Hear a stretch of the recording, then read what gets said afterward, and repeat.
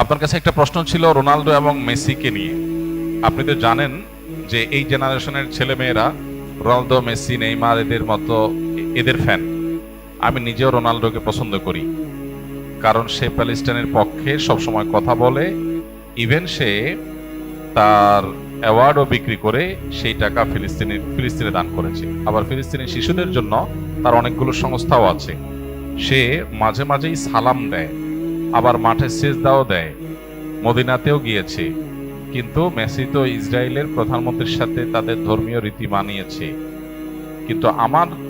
কিন্তু আর যাই হোক, তারা দুজনে খ্রিস্টান। এখন আপনার কাছে শুনতে চাই যে তাদের সাপোর্ট করা কি ঠিক? আমি রোনালদোর এইসব কাজের জন্য তাকে পছন্দ করি, কিন্তু আপনি সম্পর্কে কি বলেন?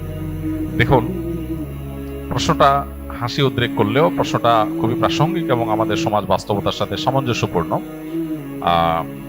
প্রথম কথা হলো যে ইমানদার খেলাধুলা কেন্দ্রিক যে উন্মাদনা আছে, এগুলো ইমানদার কখনো নিজের গায়ে মাখাতে পারে না, বা এগুলোর মধ্যে ইমানদার জড়াতে পারে না। এটা তার ইমানের সাথে যায় না।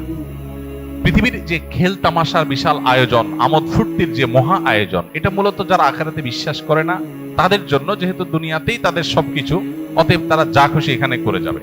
ইমানদার আনন্দ করবে, ফুর্তি করবে, কিন্তু শরিয়ার সীমানার মধ্যে থেকে।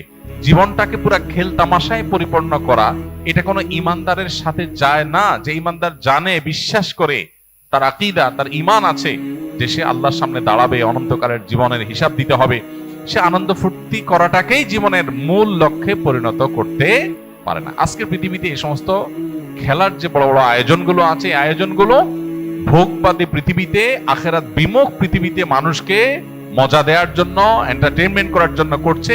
এর পেছনে মানুষকে ঈমান থেকে বিচ্যুত করা, দিন বিমুখ করা, এই লক্ষ্য উদ্দেশ্য যেমন আছে, আবার এর পেছনে রয়েছে, আমাদের সবার জানা আছে যে এর পিছনে বিলিয়ন বিলিয়ন ডলারের বিজনেসের স্বার্থ জড়িয়ে আছে। যেটাকে আমরা খেলা মনে করছি, এটা আসলে খেলা না, এটা আসল খেলা। অতএব সেই খেলার গুটি হচ্ছে আমি। খেলোয়াড় খেলছে, হারলেও টাকা পাচ্ছে, জিতলেও টাকা পাচ্ছে। আয়োজন যারা করছে, বিলিয়ন বিলিয়ন ডলার তারা বিজনেস করছে, বিহাইন্ডে যারা থাকছে সবাই লাভ থাকছে। তাদের গুটি হলো আমাদের মতো সেই সমস্ত সাপোর্টাররা যাদের কোনো লাভ নাই, লস ছাড়া।